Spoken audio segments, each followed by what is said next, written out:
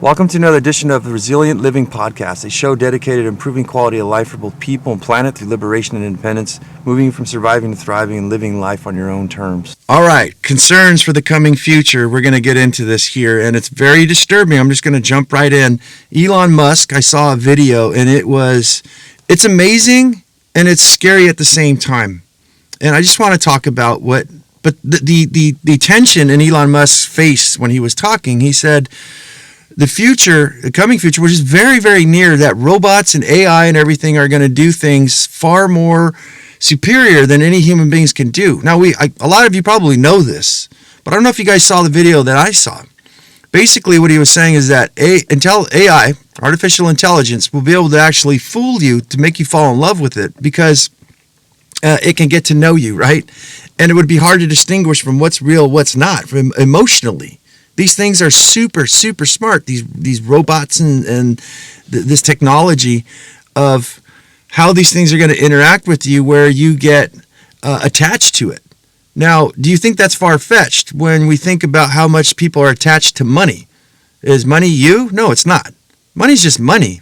Money's printed. The rich will tell you that. It doesn't really buy happiness, but when it's taken away, what do people do? They cry. Some people really do some horrible things to themselves and to others. Some people, if they've won the lottery, they almost have a heart attack. Like, oh my God, this changes my life. It's just money. You're still the same person. So when you think, or objects, why do people pay $1 million for some memorabilia, some Mickey Mouse sign or something, a poster that's dated back to the 20s or whatever it is? These are crazy things. People react very, very strangely towards physical objects. So that's not really my concern there, was that the advancement of technology that this brilliant man is talking about is that that's wonderful. The robots will do everything. We're going to start losing jobs, because they're going to be replacing us, yada, yada, yada, and all that. So, but what's going to replace? What are people going to do? What kind of purpose are they going to feel in their life? Because most people, again, if you think that's far-fetched of falling in love, getting attachment to artificial intelligence, as he said, their job means everything. They're able to, communicate with other people, social interact, and their job is them. Their career is them. Think about that. Now, what's going to happen if all these computers and these robots and things are able to replace accounting jobs and be able to replace your construction job? All of the things that you work so hard to do. What are you going to do now? I want to talk about financially. What are you going to do? But personally, what are you going to do as a person? You're going to sit around your house, right? You're going to have to start going into your own self and figuring out your mindsets and things, which we talk a lot of philosophy on the show. Is like, who are you? Do you know what you want? Do you know what you need? I think a lot of people in this world go out there and ignore life. I asked myself this question too because I'm kind of a maniac. I was a musician. I wrote, about 180 songs. I played drums, guitar, and bass, and vocals, and guitar, all those kind of things. Did everything. Recorded it, produced it all myself. I also started getting into poetry, because I'm a lyricist. I started painting, and I started getting into all this different arts and stuff. And I asked myself, are you avoiding reality to live in this reality? You still got to wake up and make money and do all these things. I was much more joyful for me to spread paint on a canvas or get that guitar in my hand and start writing the next, best-selling song or the best song that I love to do. I called it out on myself, figured out, what? No, I just love doing these things. I would still do them today if I didn't have kids and a lot of responsibilities, but I still, to this day, still have my imagination, my creativity, and I do things. But the point is, a lot of people, I think, their jobs become that distraction. I think that a lot of entertainment and things like that, the flashing lights and the movies and everything, and I think this contributes a lot to our depression as human beings, as individuals, of like, why can't I live like the latest TikTok person or the movie star, the rock star life? Like, their life is so exciting, and all I do is haul bricks from underneath the building. I'm a loser. I have no purpose, I have no meaning, but I'm just going to do it and inebriate myself and continue doing this for the rest of my life. That's even probably going to be taken away from you. I don't think probably, I think it is, from the look of Elon Musk's face. And what he said, what the most disturbing thing was that, what are we replacing the income with? First of all, we're going to have a lot of people not knowing what to do with themselves. But, who cares if you're depressed or what? Bills don't give a crap, right? You need to pay them. So he says, we're going to have to come up with some sort of universal basic income, UBI, the Great Reset, right? People are saying, and I think it's they've already had meetings and there's all kinds of stuff about it going on. And I think that they are preparing human beings for this, the public. You can't just strip it, you can't take people and just whip the rug out from underneath them. You got to gradually pull them in and get them used to things. We already have here, I think it was Long Beach, California, or someplace where they're actually picked certain, I don't know, I forgot how many, 1,000 individuals and got them on a payment. Look, you don't have to go to work. We'll pay you. And we're going to just kind of do experiments, see how well this works. I think a lot of people would gladly probably jump on that for something to replace that. But where does all the money come from? Where's all this currency? Where's all the products? What is the GDP? What's the gross domestic products? Who's going to buy these things? How are we going to? Maybe they have some sort of plan. I don't know, but it gets complicated. It gets very, very complicated.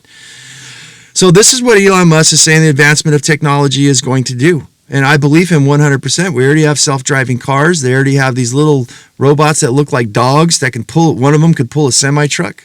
These things that could, robots that could repair themselves. You think this is far-fetched?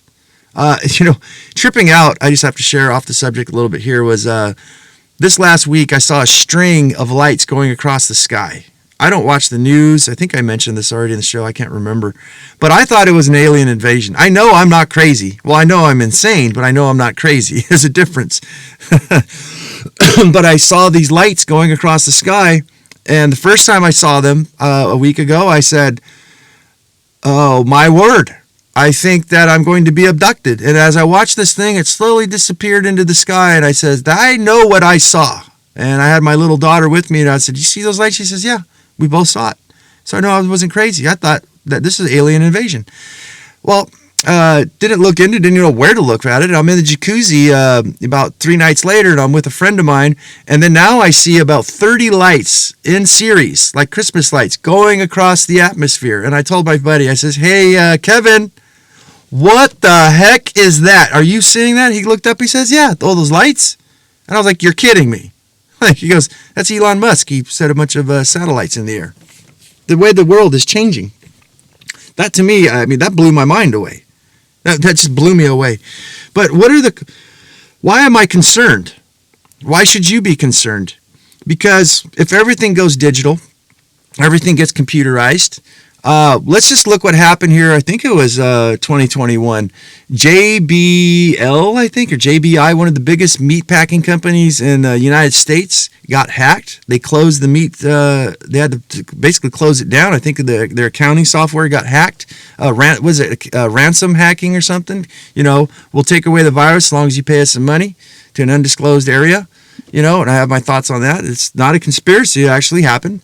And I don't think maybe a lot of people heard about it. But, yeah, there was a big scare that there's going to be a huge meat shortage. Because of that got hacked.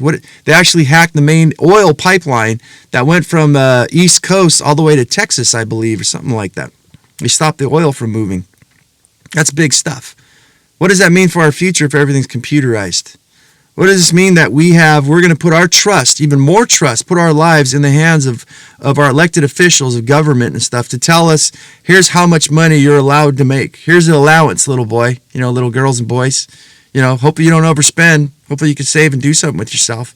Maybe nobody will own anything, as they say. That's kind of what some people are saying. I don't understand it completely, but they're making it to where you would lease things, rent things. You don't ever have to own anything, and you'll be happy. I don't know how that makes you feel, but that terrifies the heck out of me. Just to be able to survive and be creative, to go back to my room and start playing guitar and writing songs again, sounds kind of great, but I'm the type of person that likes to venture out. But I'm also scared of what if that whole thing got compromised? Then what? I don't know how much you trust in your elected officials and your government, but for me, it's pretty much zero. Even right now, it feels like they are just openly lying to us on everything. And they're getting away with it. And a lot of people are following suit, the sheeple. I think a lot of people are just going to fall into the trap and say, yeah, maybe it won't be a trap. I don't know. I'd love to hear what you guys have to say about it. But it's complicated. All of this stuff gets very complicated, and I do not like putting the future of my life, my children, as it is, guys. Let's just take a look at stuff. We are being fed food that is completely it's got toxins, it's got pesticides, herbicides. It has no flavor. It really has no nutrition whatsoever. It's not lucrative to go out there and do. For those of you watching, you could probably see my little greenhouse here in the background. It's not lucrative to use worm castings and compost and stuff and amendments and things to make sure that your plants are growing to optimal nutritional absorption rate, right? Which you pass into yourself with the digestive enzymes and the flavor of it is just wonderful when you grow your own food. But making it to where that's not a possibility anymore.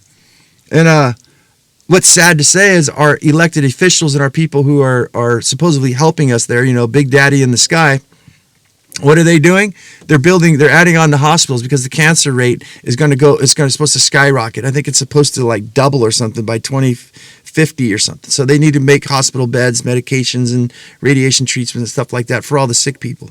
And look at the amount of sick people that we have around the world due to what? Stress, due to no nutrition in your food, due to pollution in the environment and things all around you. I mean, I don't want to paint this as such a dark picture. We need some solutions. But the first part we need to do is understand where are we now and where are we going and what is the sandwich they're offering us at the cafeteria of life. Is that the sandwich you want to eat for the rest of your life? Right?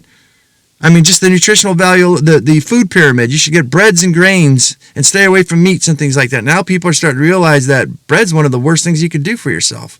In fact, all the hybridized grains that we have are literally giving people allergies and making people sick. Your food is being sick. Your food should be your medicine. Your medicine should be your food. That's a philosophy, I think, in your life. People need nature. For those of you watching this on YouTube, you guys can see behind me there's a giant forest here. That's just beautiful. It's nature. And when I'm here, it feels so relaxing to have purpose in my life, to be able to grow my own food. When I'm with my plants, I think that there's a symphony, a vibration that goes on, and there's a reverberation amongst us where my plants are aware that I'm here. I know that may sound sort of Twilight Zone-y. Maybe I'm imagining it, but you know what? It's peaceful. People need to take off their shoes and feel the dirt. We're not meant to live on concrete. And I don't want to go too far on that, but yeah, guys, there's a development of your relationship. And if you're going to do all this, kind of thing of going back to the land, which I want to talk about, you would do it for the flavor and you would do it for the sense of purpose, that you have some sort of meaning. When you create goods of your own, by your own energy, your own labor, and you trade amongst yourselves, that is true heartwarming feelings. That is true living. That's the way we were intended to live, to invite somebody to come and enjoy the buffalo that we hunted, right? To give them a pair of moccasins for a necklace. Those are things that you actually put your soul into. It has meaning. It has purpose. And you're very good maybe at what you do instead of just being compartmentalized. But that's what it seems like they want to do. Restrictions and compartmentalization. Let's just stick everybody in boxes, feed them like rats. The rat race, I believe, from what it appears, is just going to get even worse. Pile up everybody in buildings and let's go. Bill Gates is buying up land to probably create a bunch of soy and stuff to make impossible burgers, impossible meats, and to feed people, saying that he's doing something that's good when they're actually going to go rape the land, kill more wildlife and microbiology and disturb nature, block nature out, make it, I don't want to say bad words on here, but basically have their way with it, as men like to do. And women too as well, not just specifically men. But so all these complications. So what are the solutions? To me, we need to, first of all, like I said, understand where we're at. And do we believe things are going to get better? Do we believe that the things they're going to offer us are actually going to improve the quality of our lives?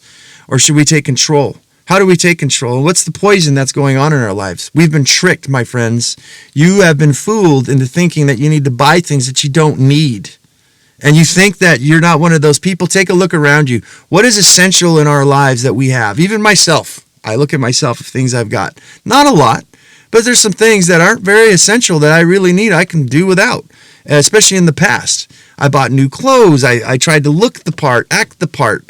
And I wanted to be appeared as successful. Was I successful in my younger years? No, not really. I wasn't doing anything, but I looked good. Right? I look good. So if you look good, but you got nothing to back it up, just shut up and strike a pose then, right? Stand there and look good, but you got no substance. So one of the things that I've noticed in my life, and that's the premise of the show, is that I simplified my life. Once things started to get crazy, I started to look, well, I'm overwhelmed. I think a lot of people are overwhelmed. There's just too much. It's just too complicated, and it's even getting more complicated now. And I think that's what the authorities and the people are saying is, look, don't worry about all that stuff. We'll take care of that for you. We'll make everything really easy, right? And look at the complications that we have with people being able to just swipe something right in your back pocket and read your credit card, breaking your bank account. This happened to me last year. Somebody went and started charging up some stuff all over the country on my credit card. I don't know how they got my information. I have ideas, but it's supposed to simplify and make life easier. If you're a content creator like I am and you're doing WordPress, right? You're building something, the whole thing crashes. You don't even know why. Or maybe some coding got misplaced someplace. I don't know. When you were downloading, nothing you did, but there's nothing you can do until it gets fixed. It's something that's basically invisible on something that you have no control over. All you're told to do and all you can do is sit and wait till something comes along and fixes the problem so you can proceed. That's where I see the complications. So let's stop complicating things. Let's simplify things. So simplicity and minimalistic-ish life, essentialist-ish life, just buying what's essential, minimizing things around you, when you don't own a lot of things, when you don't have a lot of these complications. Maybe you don't need to make so much money, right? A lot of us are living way beyond our wages. We're not acting our wage. In fact, a lot of people, rich people, which you're going to learn, they always live below their wage. They save that money and they invest. The only time they ever buy those Ferraris and stuff is when they got the cash to do it, because they know they don't really want to get in debt and they don't want to hurt themselves, even in contrast to what some of these people actually tell you. And what these people are telling you about how debt's wonderful and all that. And I do have thoughts. I think that some of that's true, but look at their lifestyles and look at their who's preaching this. Are you trying to sell me something? Are you just coming out of the goodness of your heart to tell me this stuff to improve quality of my life? Oh, it so happens that you have a course and a book to sell me. Interesting. And you're using the Ferrari and the two blondes in the background and everything to sell this type of thing. Yeah, very interesting. I think that we need to go the opposite. And that's why I'm probably not the most sexiest of people and the most interesting, because I'm telling you, don't go get rich. I mean, I have no problems with getting rich if you do it sustainable. But to me, simplify your life first. Simplify. Especially if things go the way I think they're going to go. When we don't need quite a bit of money, we don't have to go work so hard. When we don't have a lot of things in our lives, there's a lot less things that are going to break down and cause us stress and clutter and all these other things that come with it.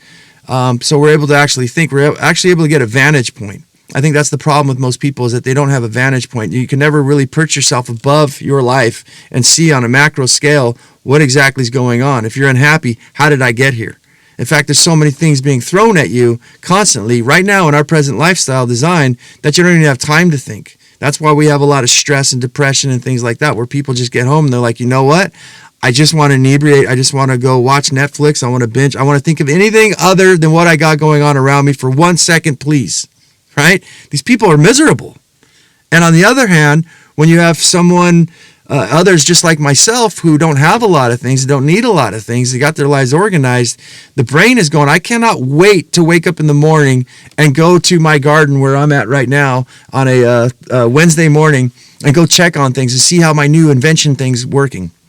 I want to make some advancements. I want to improve these things that I've got. I got a whole bunch of ideas and I can't wait to implement them. I'm the type of person, and there's a lot of other people like me, who don't want the weekend. I don't want to take a Christmas vacation. I want to go do those things. I want to see how much food I could actually produce for myself. I want to see if these new tweaks and inventions that I'm doing are actually working, where I don't disturb nature. I just block it out, and I'm having success.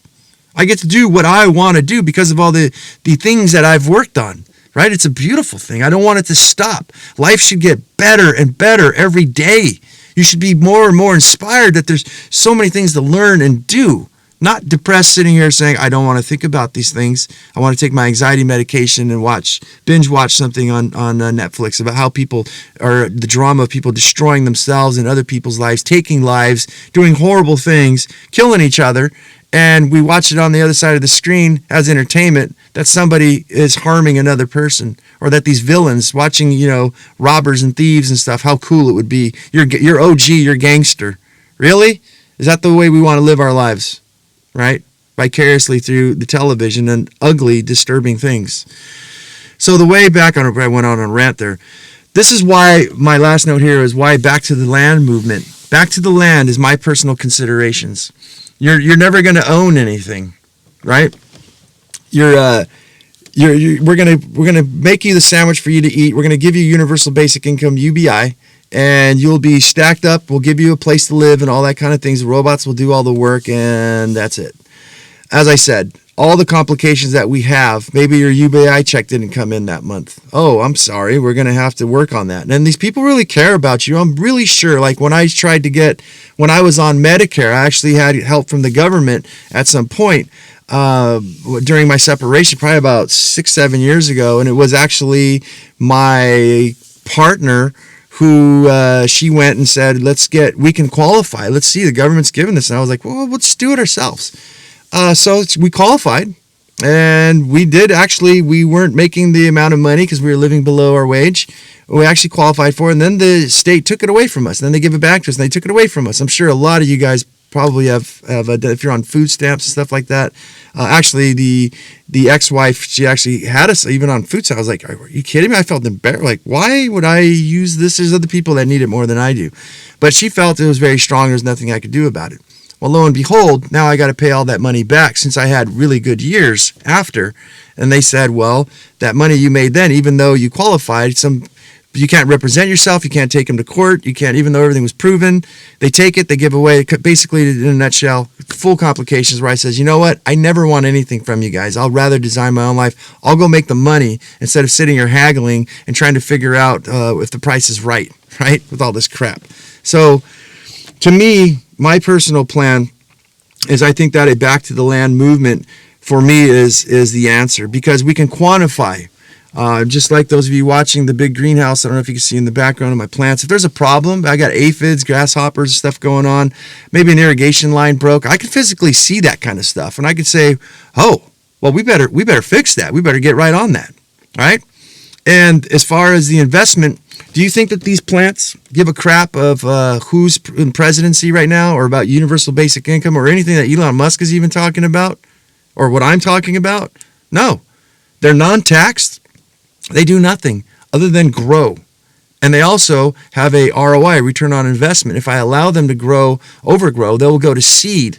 And one of those little tiny microscopic seeds that I dropped in the ground will give me hundreds, if not thousands, of other seeds replicated that I can go and plant or give away to myself or use as currency.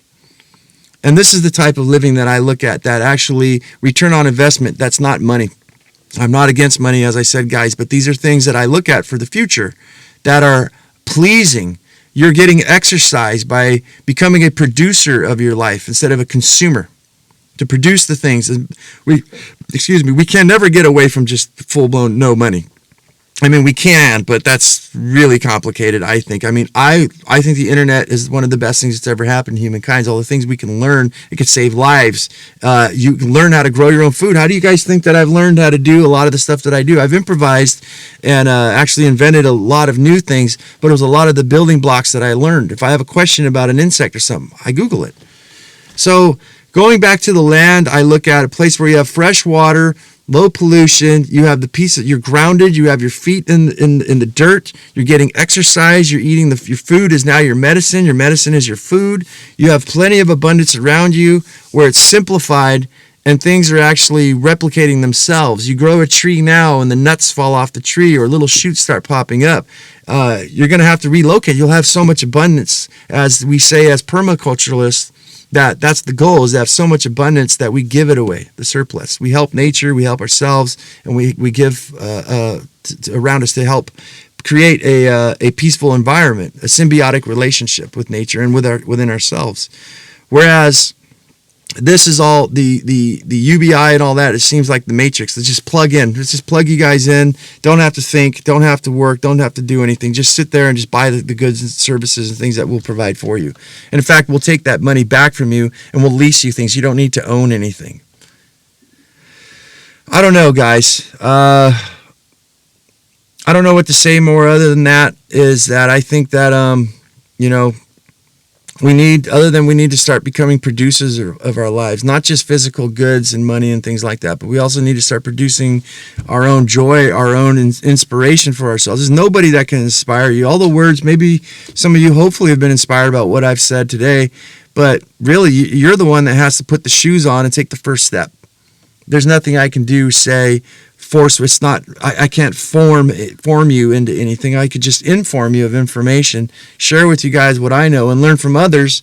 Not claiming I have all the answers, but I can learn from other people and figure out what works for me and what doesn't. And you as individuals, take what you can, do what you can while you can. I think that things can get very difficult. I think that there could be a wonderful side of this, that maybe it could be another golden age. I don't know. I highly doubt it, because it seems like, I'd like to hear what you guys think.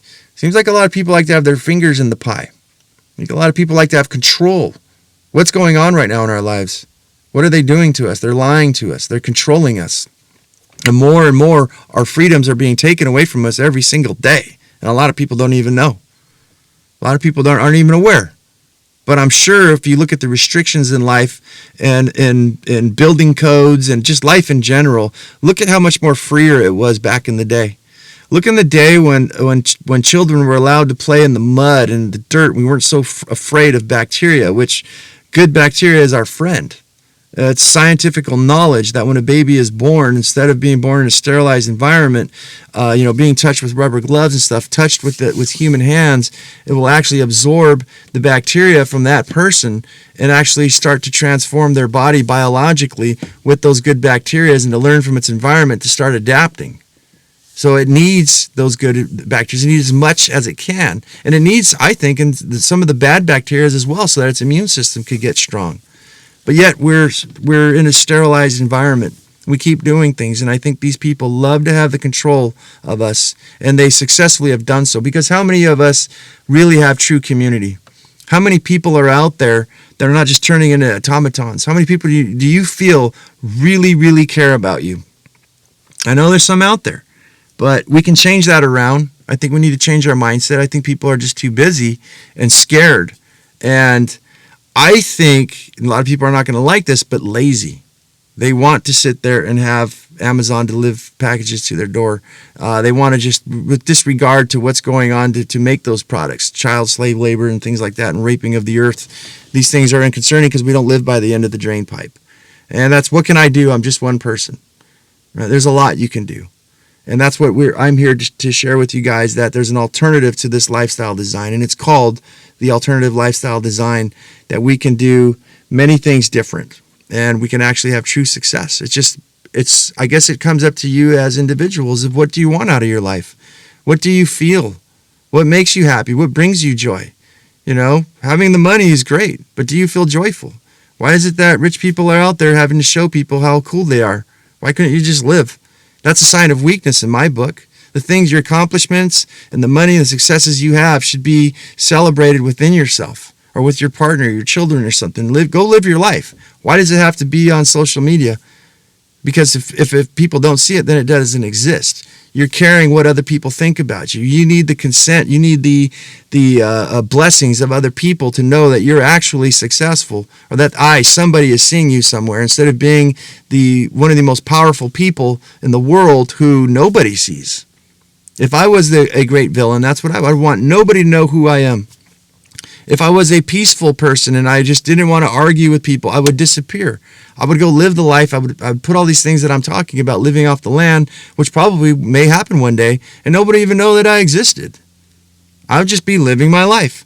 Jeff Lawton, the Prince of Permaculture, you guys can check that out. As he said, I don't need to be here doing. In fact, I want to become redundant. I am teaching people the things that I know. It's as my responsibility to humanity to help people to repair the earth and grow food for us and do all the wonderful natural techniques of raising food and producing your own energy and living sustainable. Because I can easily go back to my family and live and nobody could hear anything about me. I have everything I need. He has Zaytuna Farms. You guys can look it up for yourselves there.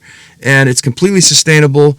They didn't even know that COVID broke out unless they got on the internet. But like he says, if we had to go back to Rome, we have everything we need. We're completely 100% unaffected by all of this stuff. unaffected, completely. Without any inputs, anything coming in, we can just sustain ourselves and the other families that we have living on my farm. Quote from Jeff Lawton.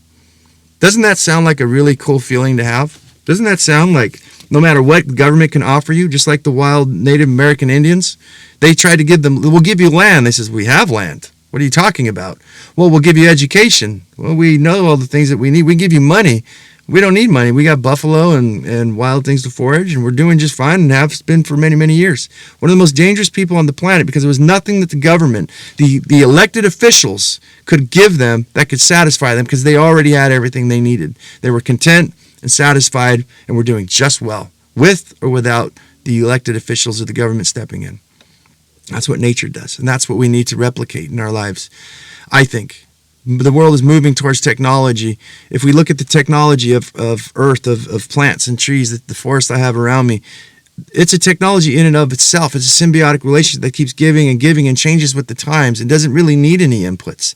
The earth could repair itself. We as human beings I disagree with people that we are a cancer on the planet. I believe that the majority of us are a cancer on the planet just because they're uneducated in the fact that if we did learn such things as permaculture and natural farming techniques, the forest could actually flourish. We can live with it, but we can watch and we can observe. It's called biomimicry. Scientists have invented solar panels and wetsuits and all kinds of things designed by the skin of bugs, the eyeballs of insects, and the aerodynamics of leaves and root systems and microbiology and things. Nature is the greatest teacher we've ever had. And it's the most perpetual thing, the most significant thing on this life, because if we all disappeared, it would just grow right back into abundance, doing its things, and life would still be ticking with or without us. Doesn't that sound like a self-empowerment? Doesn't that sound like sustainability, resiliency more, better than the word sustainability? There's nothing that these things need from us. They will continue doing what they do because they're in a natural environment. They're in their space of time and existence, perfectly adapted and perfectly suited for the job and the existence that they need. Guys, that's the show. I hope that it brought you guys some value. If it did, please like, subscribe, help me get the message out here. If you guys disagree with me, please give me a thumbs down. Please let me know why. Let me know your opinions. I would love to hear your opinions. I am not scared of any opposing opinions. I actually invite them in my life. I'm actually excited to have those opposing opinions because that's where I learn the most. That's where I learned the most, is other people's perspectives. So, guys, as I always say, go out there and have yourself a near-life experience. Don't lose your muchness. Carry on the fire. And human up, my friends.